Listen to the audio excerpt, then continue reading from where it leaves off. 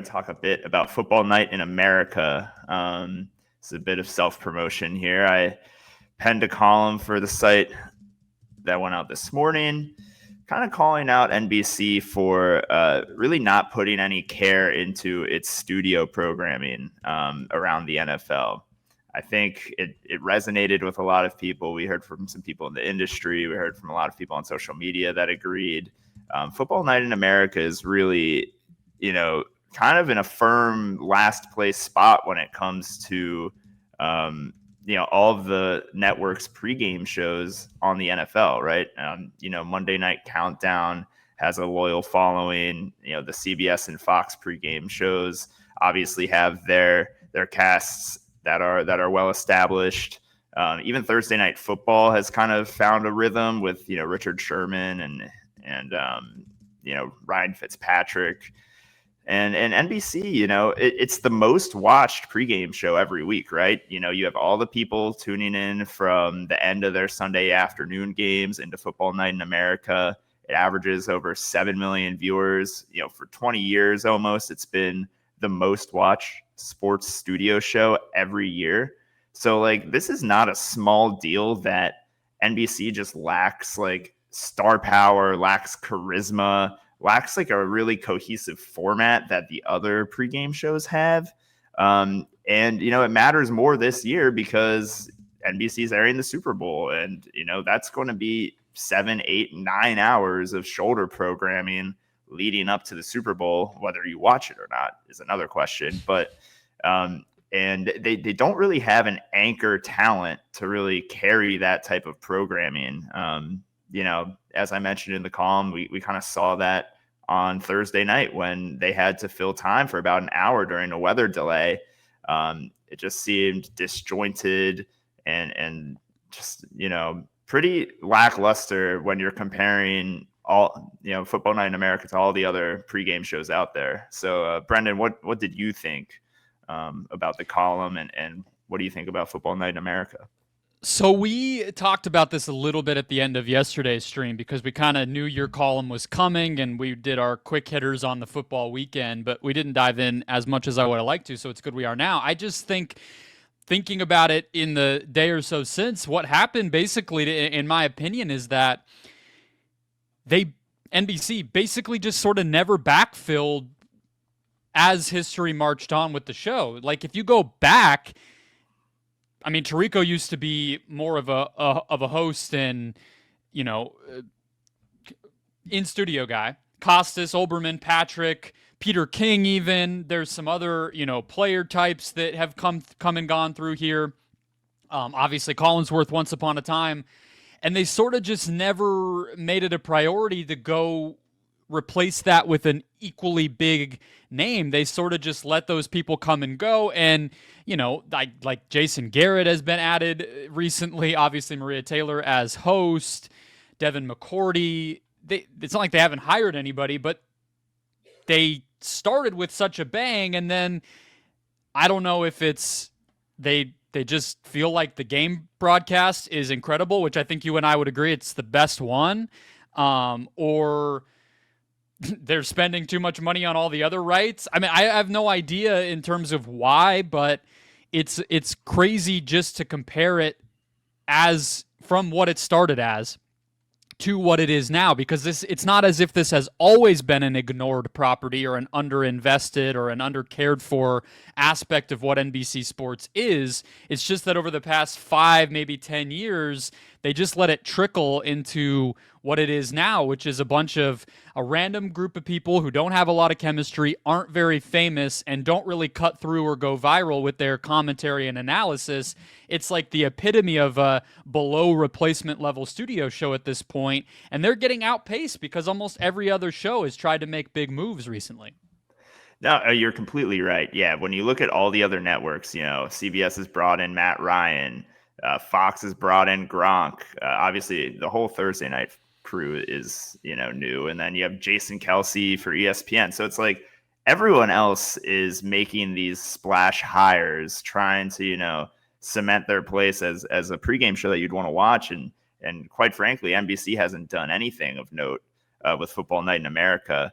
I want to get to who do you think is out there that could possibly spice up this show that, is not currently affiliated with a network? Do you have anyone that is top of mind that you think could actually make a difference here?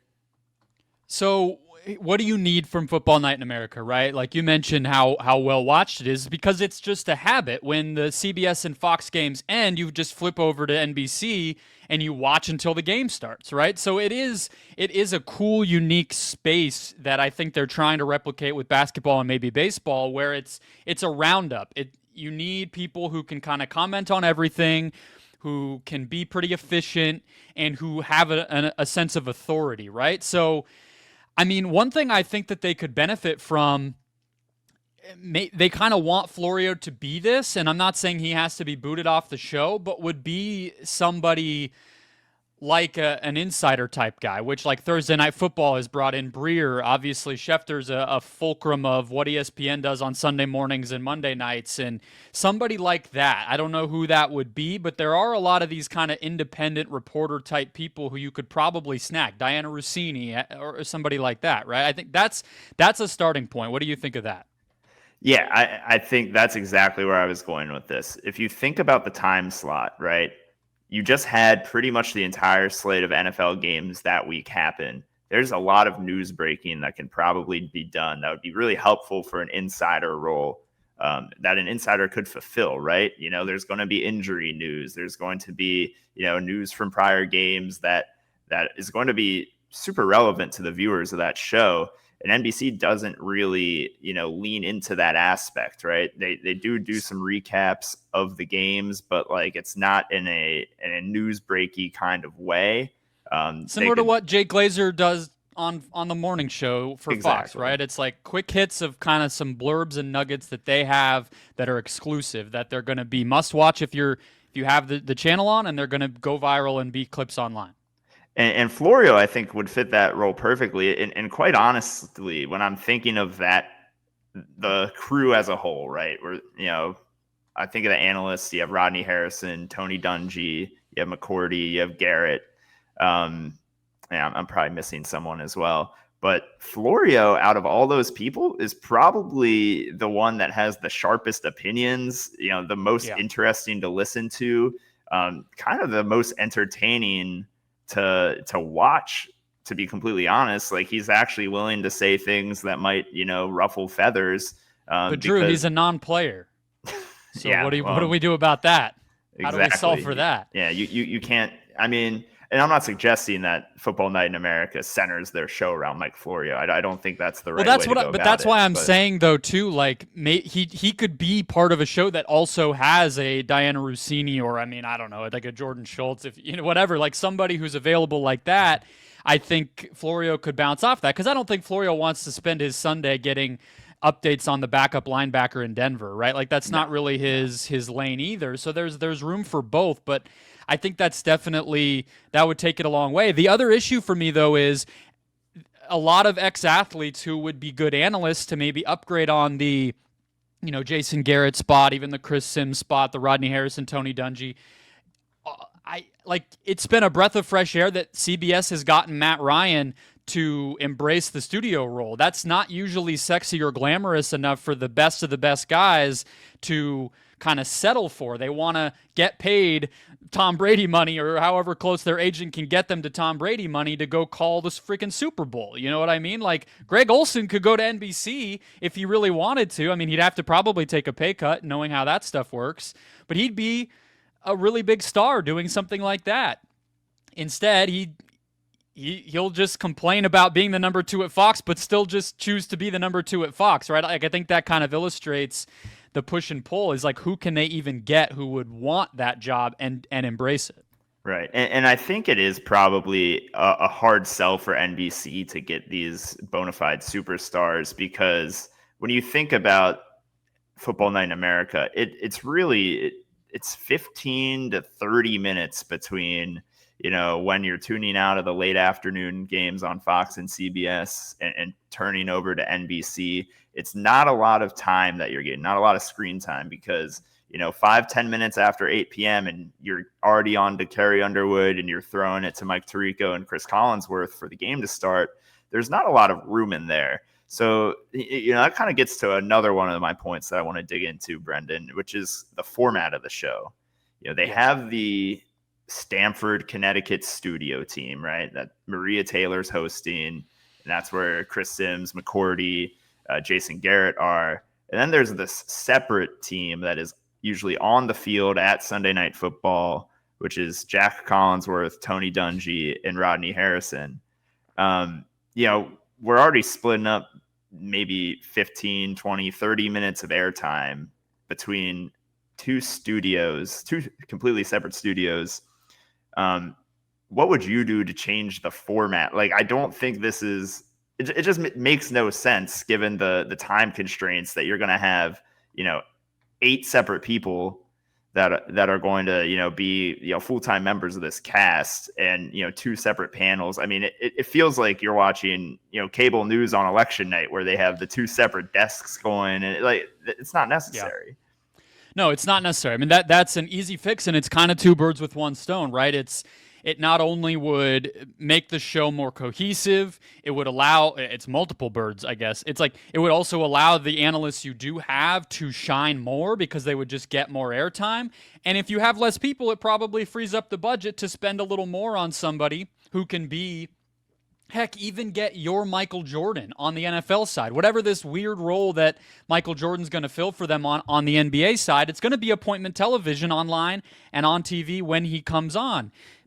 Find that, find somebody who can beam in for 8 appearances a season or something that you can't maybe spend on because you have a million analysts already doing this show. Like, I think it's such a no-brainer. They're the only show who really does things this way.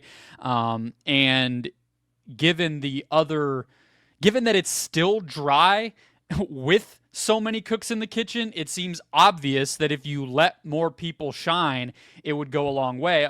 Again, provided you have the right people, which is, I think, why we started where we did. But I just don't get it. It's like, I don't know what they think this is adding for the viewer.